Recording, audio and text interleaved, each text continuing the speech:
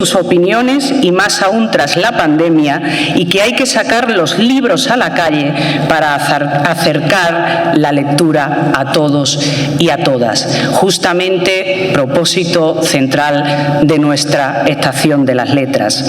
Un hombre tranquilo, de hablar pausado, de madrugones consagrados al trabajo, devoto lector de literatura antigua, lúcido sobre los problemas del mundo que le ha tocado vivir y de vuelta de todo, quizá porque la historia siempre se repite. Los que escribimos tenemos el deber de decir lo que pensamos, le duela a quien le duela, afirma Juan Eslava. Así Pérez Reverte destaca de él su recuperación minuciosa, larga, detallada, divertida y necesaria de la historia, sin quebrantar el rigor y dándole ese tono divulgativo, ameno, que hace que sea fascinante entrar en un libro de Juan. Sobran los motivos, pero por todo este trabajo incansable, único, valioso, es un orgullo para La Rinconada entregar el Premio Nacional Factoría Creativa de las Letras 2022 a Juan Eslava Galán. Lo recibimos, por favor, con un fuerte aplauso.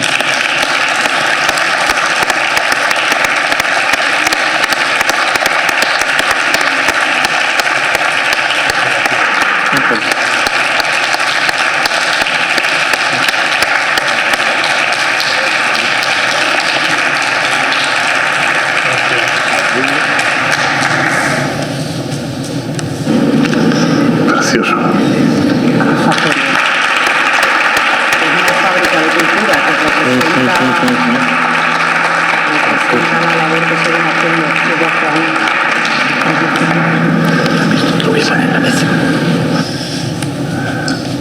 Buenas tardes, noches. Es un placer para mí y un momento muy emocionante dirigirme a ustedes. Antes comentaba que como he vivido muchos años en Sevilla, pues alguna vez he venido por el pueblo y lo he visto crecer, ¿no? En la medida en que vamos envejeciendo y vemos crecer pueblos y gentes, siempre eso nos congratula de algún modo, ¿no? Porque vemos el progreso de la historia. Y el progreso de la historia también se ve en este pueblo que hoy me acoge con tanto cariño y que me ofrece este premio que estimaré entre mis premios mejores. Muchísimas gracias. Realmente no sé qué más decirles, porque cuando uno ya va cumpliendo ciertos años, el trabajo del escritor es un trabajo muy solitario, ¿no? Y si encima el escritor es una persona relativamente retraída, más solitario todavía. Así es que de pronto encontrarme con ustedes y encontrarme con lectores y con gente que aprecia lo que uno hace, pues digamos que es la más alta remuneración a la que podemos aspirar. Así que muchísimas gracias. Muchas gracias. Quiero reiterar las gracias al Ayuntamiento de La Rinconada, a Raquel y su equipo, Águeda particularmente.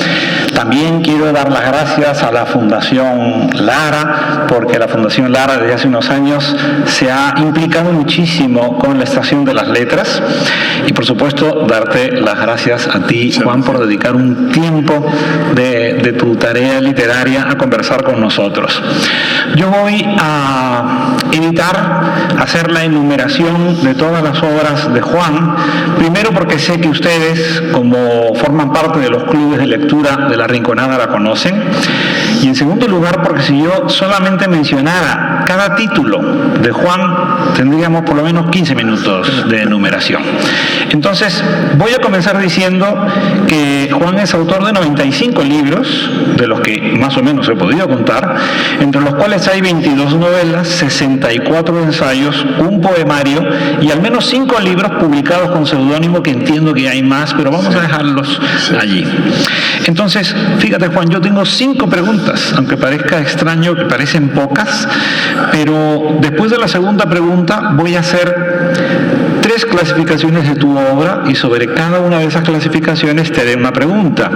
Pero en realidad la primera pregunta que te quiero formular es, desde tu condición de precursor de algo que hoy en día en España se asume como normal, pero es que tú eres un filólogo de literatura y de lengua inglesa. Cuando tú elegiste esa carrera, serías uno de los poquísimos intelectuales jóvenes españoles que decidió emprender el conocimiento y el estudio del inglés, además con una estancia en Ashton y, en fin, en diversas universidades del Reino Unido. Tú no solamente has visto crecer un pueblo como La Rinconada, sino que tú has visto crecer sobre todo el dominio del inglés en España. Sí.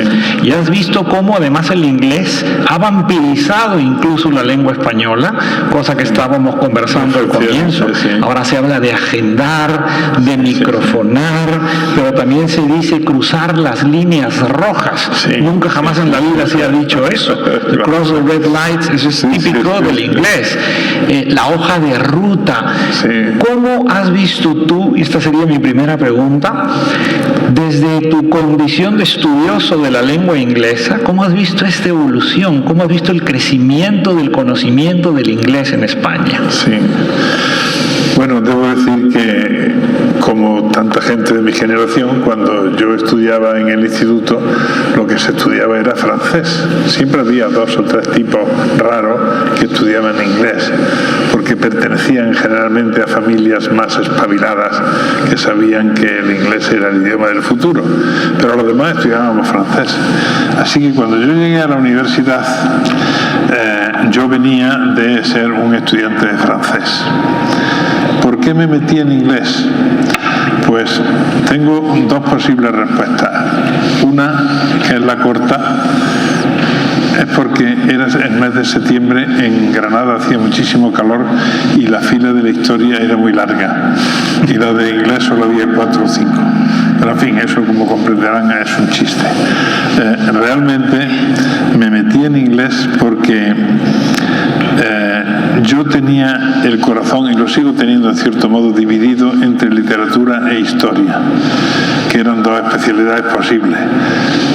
Entonces me ocurrió como al asno de Buridán, que entre el pesebre y el cubo de agua estaba muerto de hambre y muerto de sed, y acabó muriendo de las 2 cosas porque no se decidía por ninguna, ¿no? Bueno, pues este asno de Buridán se metió por medio en el inglés. Yo pensaba, debe ser útil, y leer a Shakespeare en su propio idioma tiene que ser estupendo. Así es que me metí en inglés, de lo que me he arrepentido toda la vida, porque yo siempre le doy a la gente, a los estudiantes, les doy siempre un consejo: escoge aquello que realmente te gusta y no vayas a dedicar tu vida a un oficio que no te guste. Yo he dedicado mi oficio, me hice catedrático de inglés de secundaria, y he dedicado mi vida a dar clases de inglés, pero es muy frustrante dar clases de idioma, porque le está enseñando a los alumnos la mecánica del coche, cómo se conduce el coche, el motor, etcétera, pero nunca los ves conducir.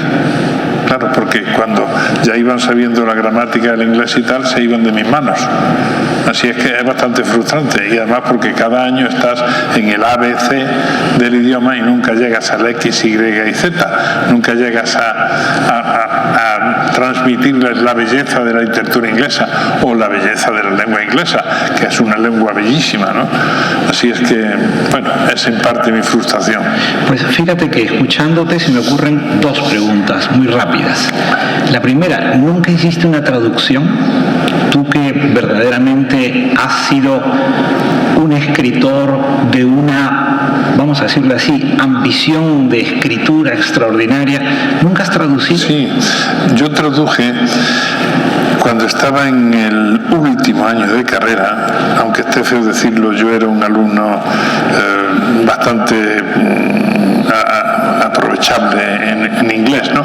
En bachillerato fui un desastre, un gamberro y tal, ¿no? Pero luego en la universidad ya me reconvertí y me hice un buen alumno. Pues hubo un profesor que me dijo: mira, te voy a cambiar los exámenes del curso simplemente porque me hagas una buena traducción de The Wasteland, del poema de Eliot. Y efectivamente hice que se cumplen 100 años. Ahora se cumplen 100 años. Hice esa traducción, siempre se dice la tierra baldía, ¿no? Vale. Mi traducción es el yermo, que creo que incluso puede que sea mejor que la tierra baldía. Sí, el yermo. Es como cuando traducen a Whitman y ponen briznas de hierba. Sí, por ejemplo. ponen hojas de hierba. Claro. La hierba no tiene hojas, tiene briznas. Claro. Bueno, pues, y ya de camino traduje toda la obra de Eliot, la obra poética de Eliot, toda ella, pero está inédita. Y también tengo traducciones de viajeros ingleses y americanos por España que también están inéditos. Bueno, pero eso tiene solución, ¿no? O sea, aparte de que estará Pablo por aquí, pero es que traducciones tuyas a mí personalmente me interesarían mucho. Bueno, pero esa era mi primera pregunta. La segunda, como filólogo inglés, tú habrás visto también cómo hoy en día en cualquier suplemento cultural español están casi siempre comentando traducciones del inglés. Sí. Incluso hubo en el ABC en el año 2011 una gran encuesta como a 30 y tantos escritores, sí, y todos mencionaban autores de habla inglesa en traducciones. Sí. Ni un francés, Sí. o sea, mucho Murakami, pero ni uno Murakami. Sí. Mucho Houellebecq, pero nadie mencionó todos Philip Roth, Coetzee. Sí. ¿Tú no has visto ese crecimiento del interés por lo anglosajón? Sí, bueno, la verdad es que sí. Ya sabemos que los americanos están a la cabeza del mundo en muchas cosas, ¿no? Pero es que también han estado, por lo menos desde mediados del siglo XIX, también han estado a la cabeza del mundo en lo que es innovación literaria. Eso es un hecho, ¿no? Los americanos, bueno, el mundo anglosajón, digamos, en general, ¿no? Evidentemente eso es un hecho y es cierto que es una literatura admirable. A mí, yo leo ya poca novela, como antes te comentaba, ¿no? Pero yo lo que hago es releer sobre todo a clásicos, ¿no? Pero soy incapaz de leer una novela traducida del inglés o del francés. La lees en versión original. Efectivamente, porque alguna vez que no tenía acceso al original y he tenido que coger la traducción, resulta que para mí no es placentera la lectura, porque estoy ejerciendo de profesor y estoy adivinando qué es lo que dice el original y poniéndole defectos al traductor, por lo que la lectura no resulta nada placentera al final, lo he tenido que dejar, ¿no? Fíjate que sobre esto podríamos hablar los 45 minutos, pero paso a mi segunda pregunta. A mí me parece admirable tu condición de catedrático de instituto, una figura que ha desaparecido y que sin embargo era maravillosa en la historia de la enseñanza en España. Antonio Machado era catedrático de instituto, Antonio Domínguez Ortiz, me pongo de pie, era catedrático de instituto, y tú tienes esa condición profesional. Además te doctoraste ya enseñando en los institutos. Entonces, para ti, esta vocación de maestro, ¿cuánto ha influido en tu escritura? Y a la vez, el hecho de enseñar, ¿de qué manera le ha dado una ambición especial a tu vocación de escritor? Pues ha sido básico. Como yo era profesor de inglés, yo intentaba, una clase de idiomas por definición es más bien árida, porque es una cosa de tipo mecánico. Entonces yo intentaba que la clase además fuese divertida. Y ahora que escribo ensayos históricos, pues mi primera exigencia es que el ensayo también, además de enseñar, sea divertido. Y como además observo que es una cosa que aprecian mis lectores, pues obviamente yo me esfuerzo en hacerlo divertido, sobre todo en que el lector note cierta proximidad del autor. Yo creo que los españoles que escribimos ensayos somos sobre todo en el nivel académico, demasiado campanudos, demasiado distantes y demasiado... yo he aprendido a no ser campanudo en Inglaterra, precisamente en el tiempo que estuve allí en la Universidad de Aston, donde curiosamente yo era al mismo tiempo profesor en un departamento y alumno en otro. Entonces, creo que se dan pocos casos. Eres un lecturer. Sí, sí, así es que y yo aprendí ahí mucho de esta gente, ¿no? Aprendí también que profesores que tenían un gran prestigio, sin embargo, condescendían a escribir novelas, cosa que aquí, como se le ocurra a un profesor de universidad escribir una novela, pues enseguida los compañeros se le echan encima diciendo, ¿cómo es posible que tú con tu categoría hagas eso, ¿no? O estás perdiendo el tiempo. Estás perdiendo el tiempo. Ahora que en mi último libro, este viaje a Tierra Santa, lo he hecho a 4 manos con un profesor de universidad ya emérito, posiblemente el máximo especialista europeo en evangelios, etcétera, pues se le ha echado mucha gente encima diciendo, pero hombre, da una cosa ahí, un recorrido con chistes y tal, ¿cómo se te ocurre? Pero cuando uno llega a emérito, ya sabemos la palabra emérito. Vamos dejando las solemnidades aparte. Sí. Pero fíjate, te escucho y se me ocurren repreguntas, ¿no? Pienso en quiénes podrían ser tus maestros británicos del ensayo.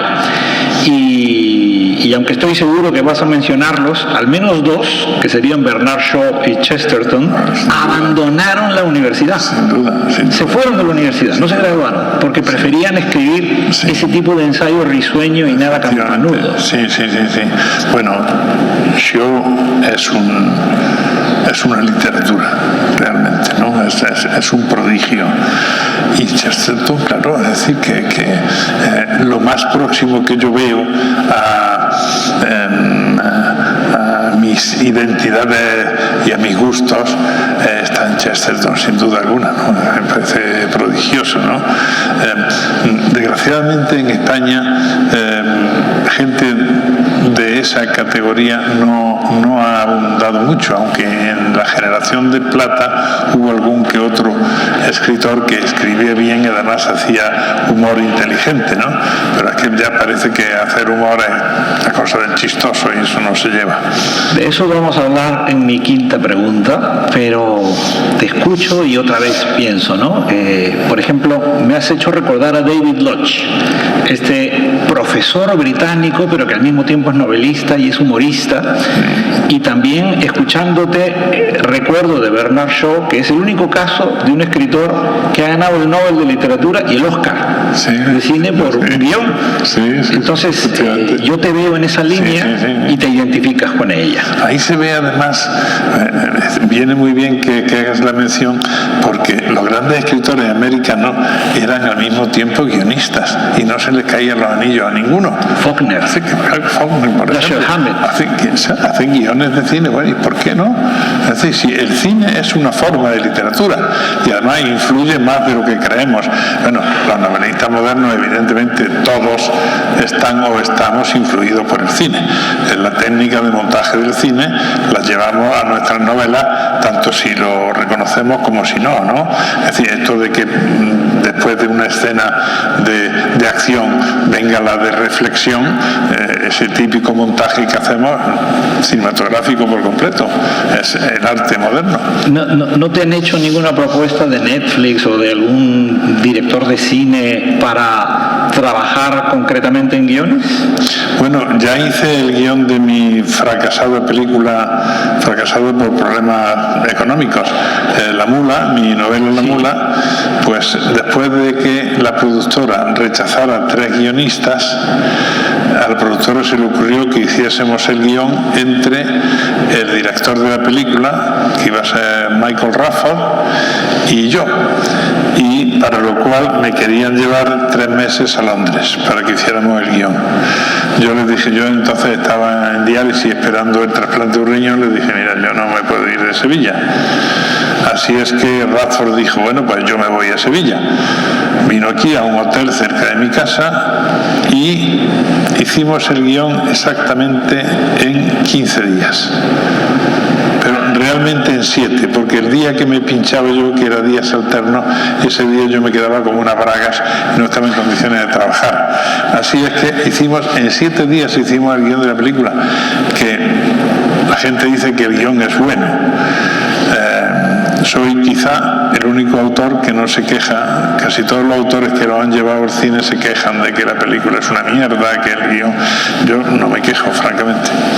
La película no ha tenido éxito por otra cuestión, porque el director se cabreó con la productora y se fue antes de acabarla, en fin, y todavía están en litigios de jueces, etcétera. Vaya por Dios. Pero en fin, ahora voy a hacer una primera clasificación de tus obras, si me permites, y quiero compartir esta enumeración con ustedes. No voy a dar los títulos, pero fíjate que de buenas a primeras, como si yo entrara en una librería, de pronto digo, sobre Cervantes y el siglo de oro tienes 3 títulos.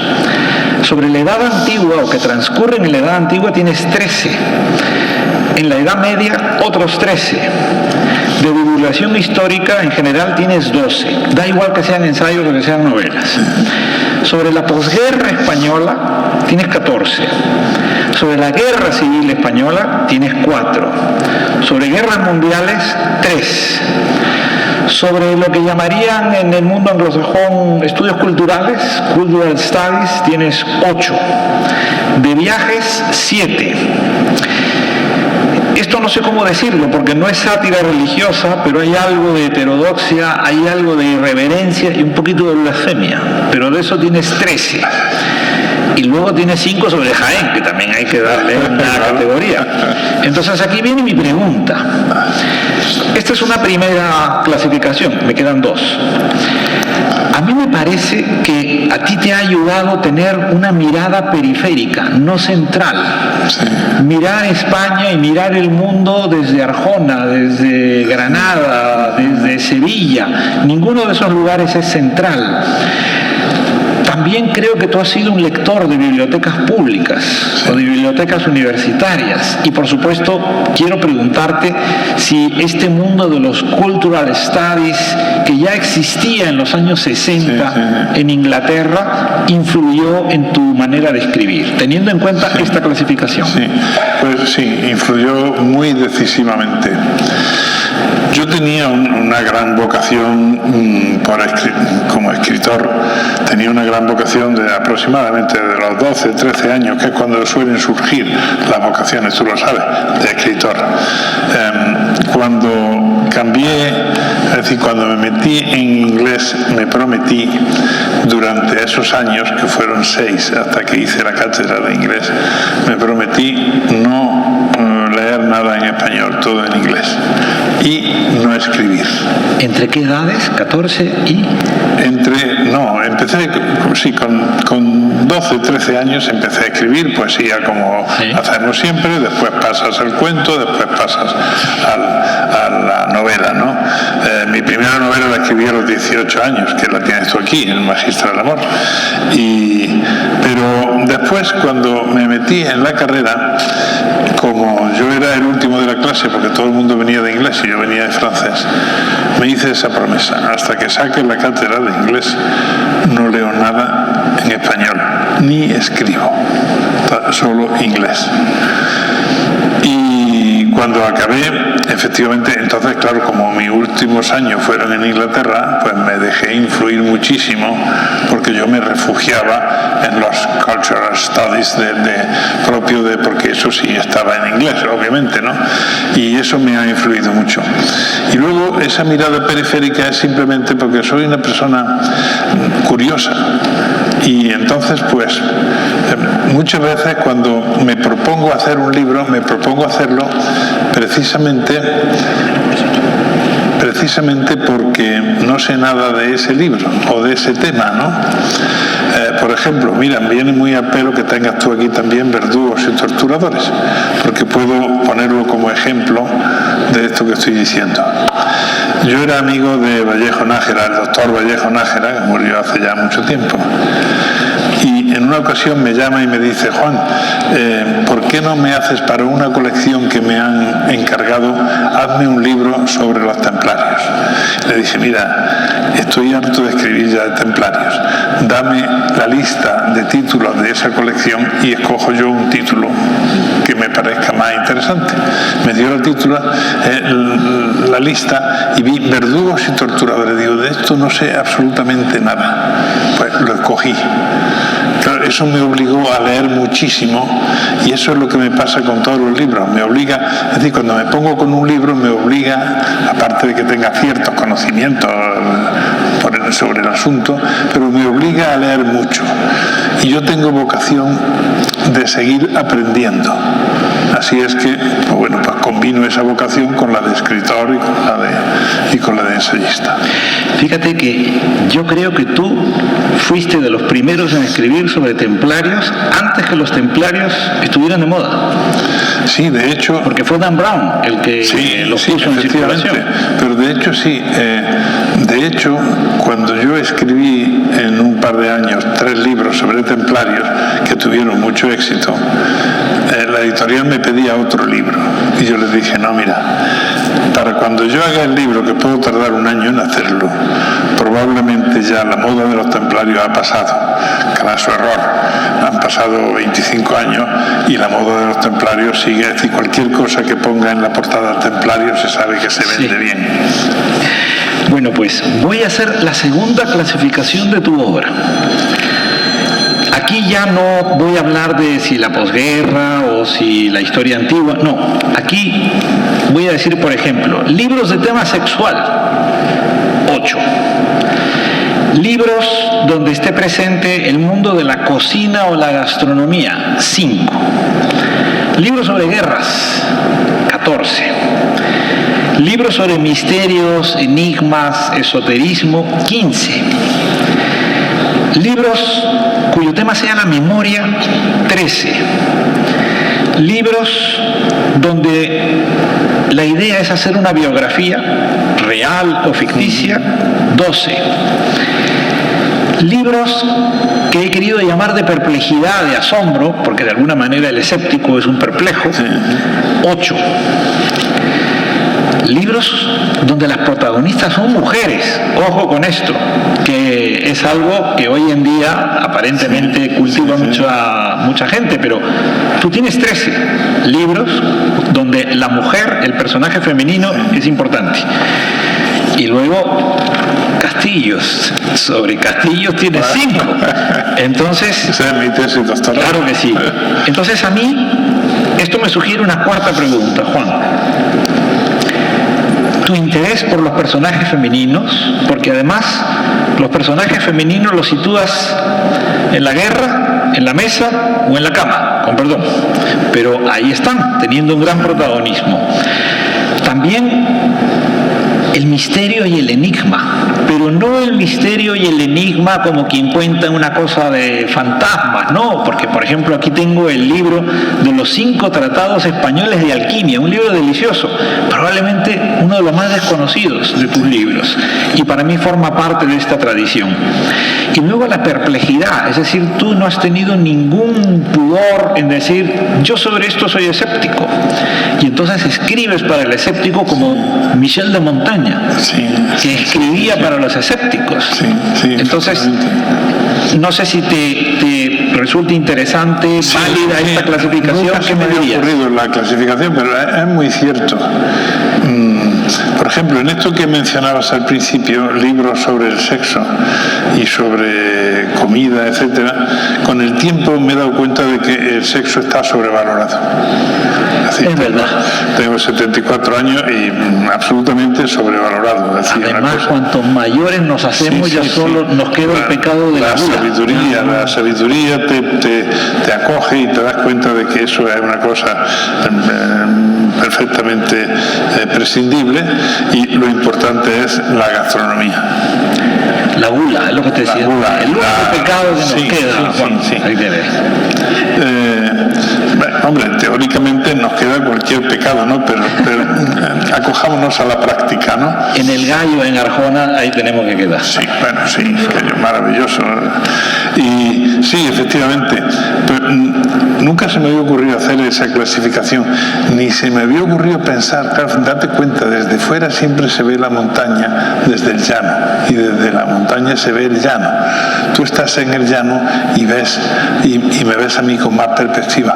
Efectivamente, yo tengo personajes femeninos muy enterizos en mi novela, porque yo admiro mucho a la mujer.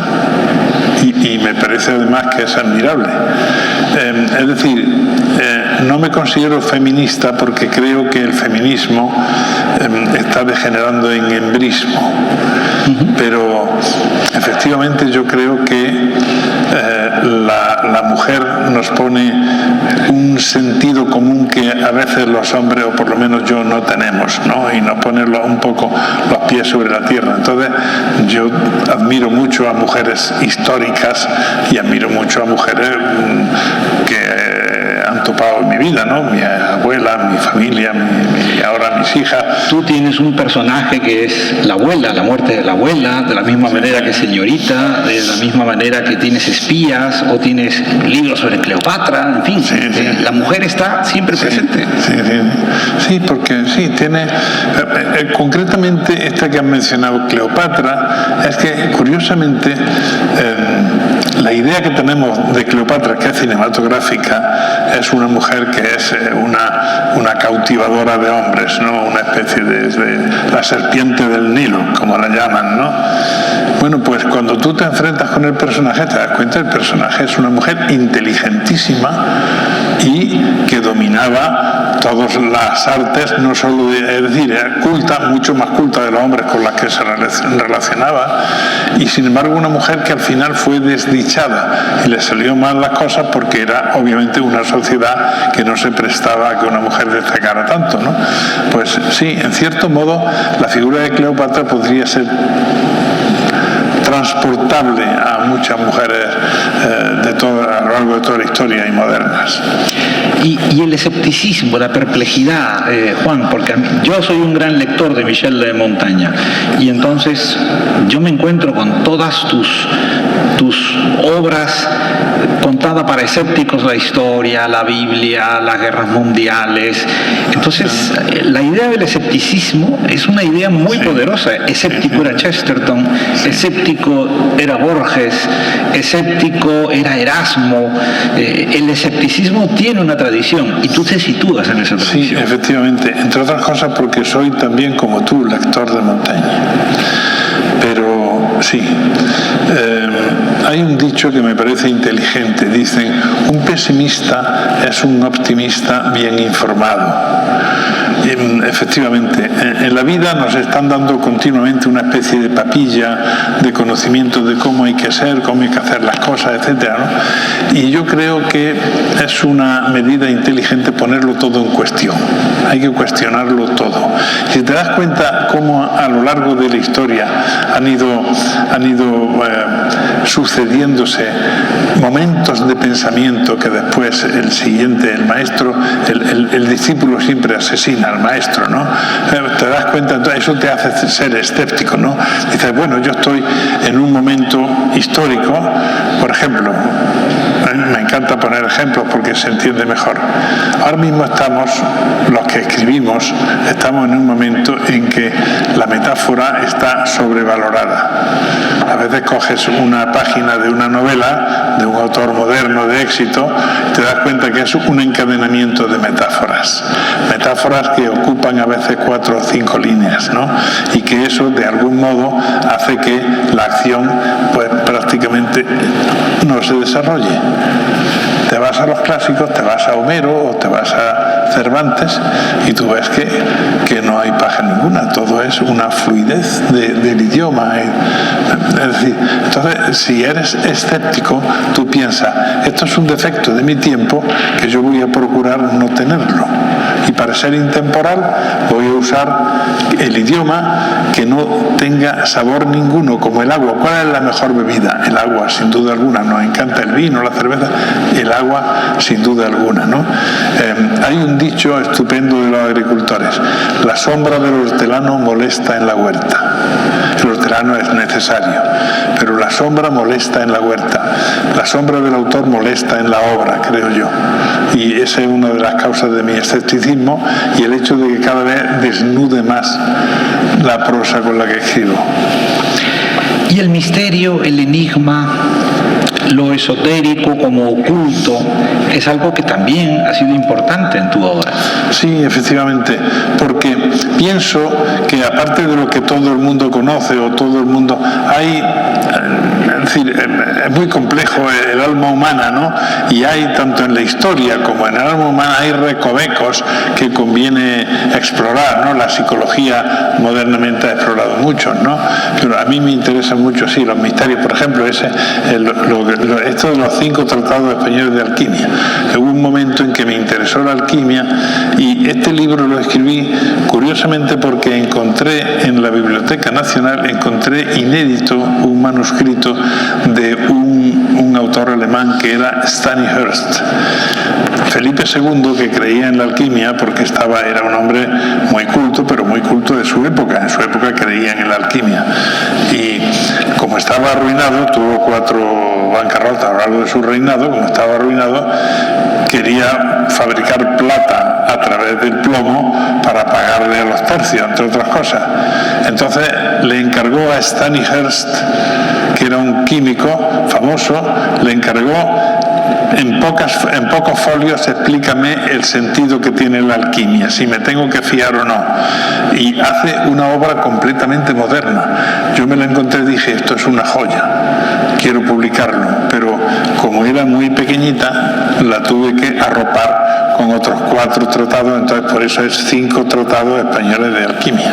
A mí me gustaría que ustedes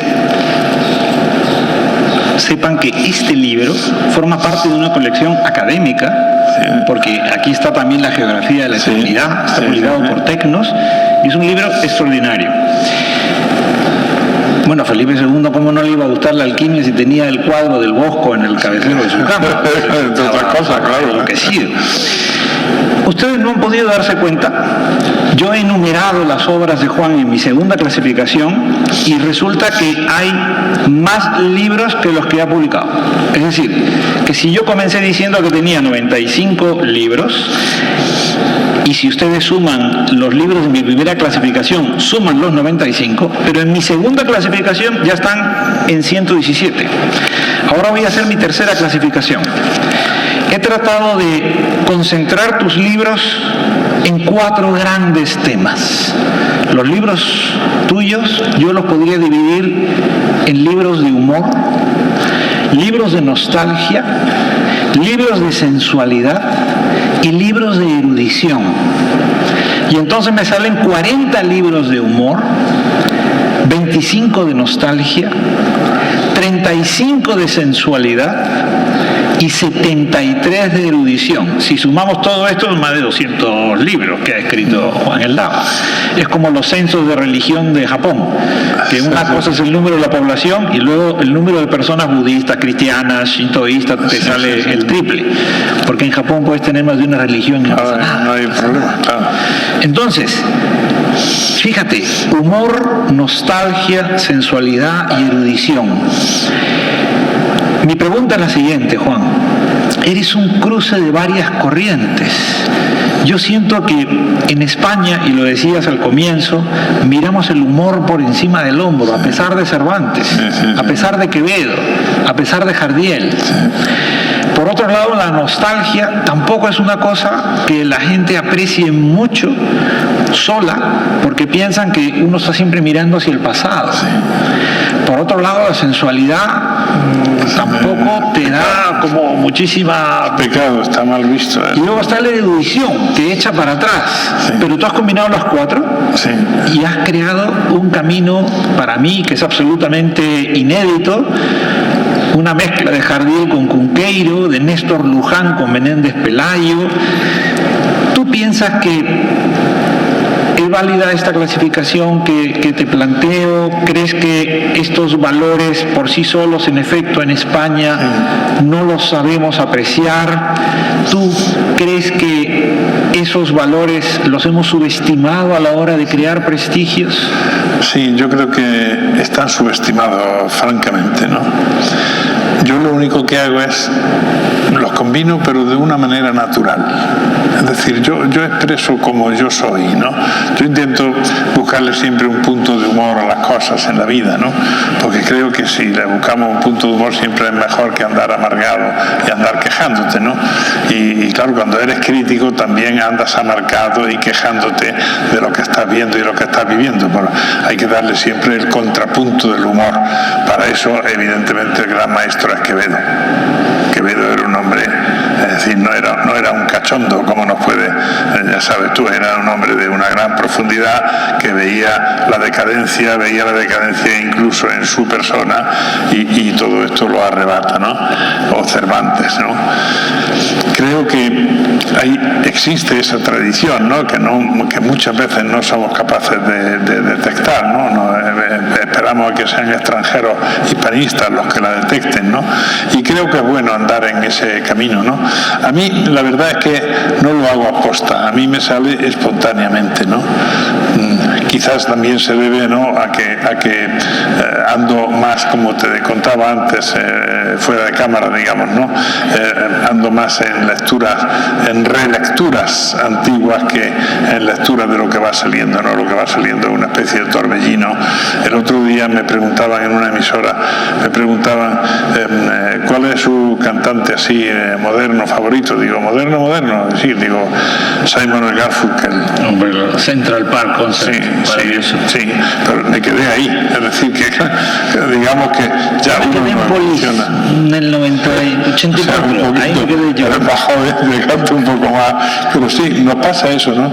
Y al final, ¿qué es lo que tenemos? Pues mira, yo recurro continuamente, por ejemplo, a Bach y a los que me gustan, ¿no? Y también recurro a Sabina, obviamente, me parece un excelso poeta, ¿no? Mi paisano Sabina. Bueno, pues lo que te gusta, ¿no?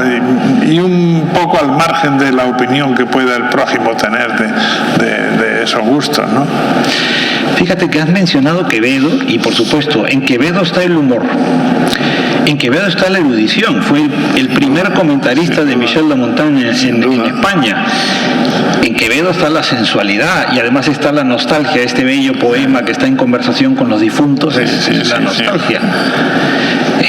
Si tú tuvieras que hacer esta genealogía literaria comenzando con Quevedo, yo te mencionaba a Néstor Luján porque también te siento próximo a Néstor Luján, te siento próximo a Perucho, yo te siento próximo a Cunqueiro, te siento próximo a Jardiel, pero también te siento próximo a Menéndez Pelayo, que era sobre todo el erudito, y no sé si te parece que estoy desbarrando o... No, pues mira, cuando tenía 15 años, una lectura bastante continuada que yo tenía era Menéndez Pelayo.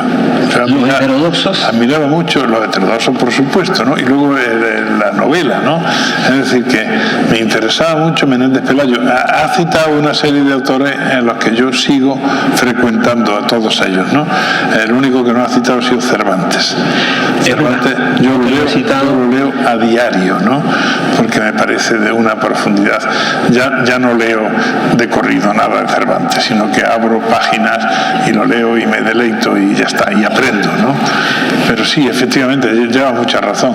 Y Cunqueiro, por ejemplo, una de las asignaturas que no he aprobado en mi vida ha sido, a mí me hubiera gustado conocer a Cunqueiro, y me enteré, yo estaba en Asturias cuando me enteré que había muerto, creo que fue en el año 82, por ahí, ¿no? Sí. Y el primer viaje que hice a Galicia fue a ver la tumba. Pues dije, bueno, ya que debido a vivo no lo he conocido, fui allí a su pueblo y vi la tumba. Tú me hablabas de esa generación de escritores españoles para los que el humor era importante, también te inscribo en esa línea donde está Canva, donde está Wenceslao, donde está Miura, y me pregunto, el teatro, ¿tienes algo inédito en teatro? Pues verás que es curiosa mi relación con el teatro. Cuando vivía en Inglaterra, yo iba al teatro como mínimo 3 veces al día. 3 veces al día. Perdón, a la semana. No, porque aquí es matiné, pero muy noche, o sea que está bien. Porque allí hay, ya sabes tú que hay compañías fantásticas, sí, buenísimas. Sí. En un pueblo de 5.000 habitantes puede haber 2 compañías de teatro aficionados. Y tú puedes ver a Michael Caine, claro, en el cine y después verlo en la noche en el teatro. Sí, tranquilamente. A lo mejor en un barrio donde tal, ¿no? Bueno, pues yo allí era aficionadísimo al teatro. Cuando regresé a España, lo primero que hice fue ir al teatro, a los 2 o 3 días, ¿no? Era una obra, yo regresé, a mí me cogió la muerte de Franco, me cogió en Inglaterra. Entonces yo en esos 3 años en que no vine a España, se murió Franco, cuando volví a España encontré un cambio impresionante, es decir, absolutamente impresionante. Y la primera obra de teatro, creo que era una obra de Alfonso Paso, que entonces estaba de moda, y Maripaz Fondal era la primera actriz, y sin venir a pelo se pone delante de las candilejas y se levanta la camiseta y asoma 2 pechos espléndidos por otra parte. Me quedé tan shocked, uso la palabra inglesa porque estaba reciente. La perplejidad que hablábamos. Perplejidad. Que esto que voy a decir os va a parecer una barbaridad. No he vuelto a pisar un teatro. O sea, llevo 40 años serán, ¿no? Y no he vuelto a pisar un teatro. A lo mejor yo pienso, porque a veces me han echado en cara, ¿no? ¿Cómo no vas y tal? Tengo amigos actores y tal. No lo sé, quizá tampoco voy al cine y me encanta el cine. Lo veo ya enlatado. Ya tiendo a verlo todo enlatado. Debe ser ya que... porque ya has entrado en el radar de La Rinconada. La Rinconada se caracteriza especialmente por su gran ambición en las artes escénicas, o sea que te vamos a traer al teatro aquí seguro. Yo les prometí de hablar solamente 45 minutos con Juan. Créanme que yo podría pasarme horas hablando con Juan porque voy aprendiendo mientras converso con él. He procurado no entrar claramente en ninguna de sus obras porque ya les digo, es una constelación de obras las que tiene Juan, y sin embargo he deseado que nos hable en general sobre ellas a partir de sus gustos, a partir de sus obsesiones. Para nosotros, Juan, un premio como el Premio Factoría Creativa es una manera de crear una serie, es una manera de crear también un linaje donde está Rosa Montero, donde está Javier Cercas, pero también donde está Eva Díaz Pérez, donde está Nerea Riesco, donde está Eliezer Cancino, que también está en el teatro, donde está Mauricio Vicental. Yo te pongo la pajarita y eres Mauricio. Entonces, a mí me gustaría también decirte que en La Rinconada nos sentimos encantadísimos de que formes parte de esta genealogía, y nosotros queremos que en nuestro parque de esa boyal, donde vamos a ir en unos minutos, los estudiantes de bachillerato y de secundaria que han formado parte de tu vida, cuando caminen dentro de unos años por ese parque, pues van a ver todos estos nombres juntos, y para nosotros es muy importante esa ejemplaridad. Tenemos una factoría creativa en el teatro, una factoría creativa de Bellas Artes, una factoría creativa de la música, y tener a Juan Eslava formando parte de nuestros premiados de la factoría creativa de las letras es un honor para La Rinconada. Juan, yo querría seguir hablando contigo, pero creo que tus lectores están esperando poder disfrutar de un libro dedicado por ti. Por mi parte, darle las gracias por la atención con la que nos han seguido, la complicidad, y voy a pedirles que despidamos a Juan Eslava Galán con un gran aplauso, por favor. Yo me pongo de pie.